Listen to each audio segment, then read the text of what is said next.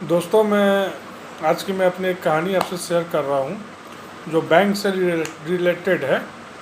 तो मैं आज गया था एसबीआई बैंक में कुछ पैसे डिपॉजिट करने।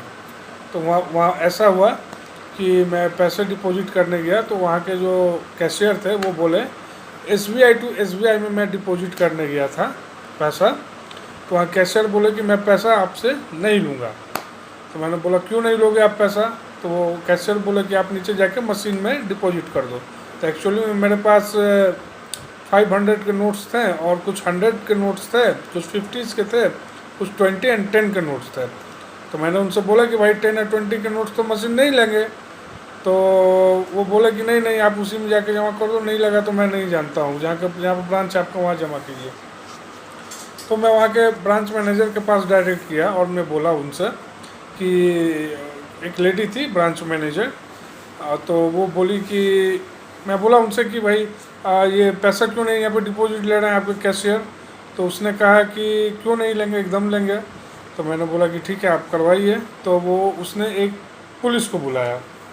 फिर वो पुलिस से बोले कि इनका देखिए क्या प्रॉब्लम है, उसको सॉल्व कीजिए।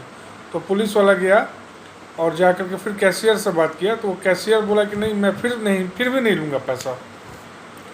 वो कैशियर ने बोला कि आप जा कर के ऑनलाइन ट्रांजैक्शन कर दो, नीचे एसबीआई का ग्राहक सेवा केंद्र है, वहाँ पर ऑनलाइन ट्रांजैक्शन होता है। तो मैं वहाँ पे गया तो देखा कि वो ऑनलाइन ट्रांजैक्शन सेंटर जो उसका ग्राहक सेवा केंद्र है वो बंद था। मुझे तो काफ़ी गुस्सा आया उस समय। फिर मैं गया बैंक में। फिर मैं ब्रांच मैनेजर को बोला कि अगर आपके यहाँ पैसा नहीं जमा होता है तो आप मुझे लिखित दे दो कि हाँ मैं बैंक टू बैंक ट्रांसफ़र नहीं करती हूँ, इस ब्रांच से एसबीआई के दूसरे ब्रांच में पैसा ट्रांसफ़र नहीं होता, आप मुझे लिखित दे दो साइन करके मोहर मार के। तो उसने बोला कि नहीं नहीं, मैं लिखित नहीं दूंगी, लेकिन होता है ट्रांसफ़र। तो फिर मैंने बोला कि भाई आप करवाओ। तो उसने फिर उस पुलिस वाले को बुलाया और वो पुलिस वाला को उसने बोला कि आप इनका पैसा डिपॉजिट करवाओ। तो फिर उसने बोला कि आप लाइन में जाके लगो। तो मैं लाइन में जाके लाइन में लगा। तो फिर मेरे काम तो हो गए, लेकिन ये बैंक वाले लोगों का परेशान करने का जो आदत है वो काफ़ी ख़राब है और इन्हें सुधरना पड़ेगा। अगर ये नहीं सुधरेंगे तो फिर इन लोगों को प्राइवेटाइज करने का एकदम गवर्नमेंट का हक है और इसे प्राइवेटाइज कर ही देना चाहिए। सरकारी रखने से कोई फ़ायदा नहीं है, क्योंकि ये लोग सिर्फ़ और सिर्फ सरकारी सैलरी पे जीते हैं। और ये लोग समझते हैं कि मुझे तो सैलरी महीना का मिल ही रहा है, मैं काम करूँ या ना करूँ, बैंक में कुछ हो रहा है या ना हो रहा है, उनसे इन लोगों को मतलब नहीं है।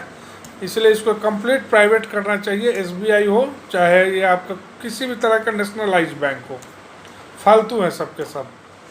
आप जाओगे, आपका काम जल्दी नहीं होगा, इधर उधर दौड़ाएंगे काम के लिए आपको, और फिर लास्ट में वही काम करेंगे वो, जब तक आप उनसे रूडली नहीं बात करोगे।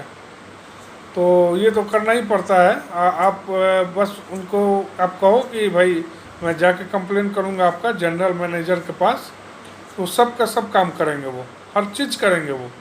हेड ऑफिस में कंप्लेन आप लिखित उनसे ले लो। अगर आपका बैंक में काम नहीं होता है और वो नहीं करना चाहते तो आप उनसे बोलो कि आप मुझे लिखित दो, मोहर मार के साइन करके, फिर मैं आगे की कार्रवाई करूँगा। इतना आप बोलोगे तो आपका काम ज़रूर होगा। ये बात मैंने आजमा लिया।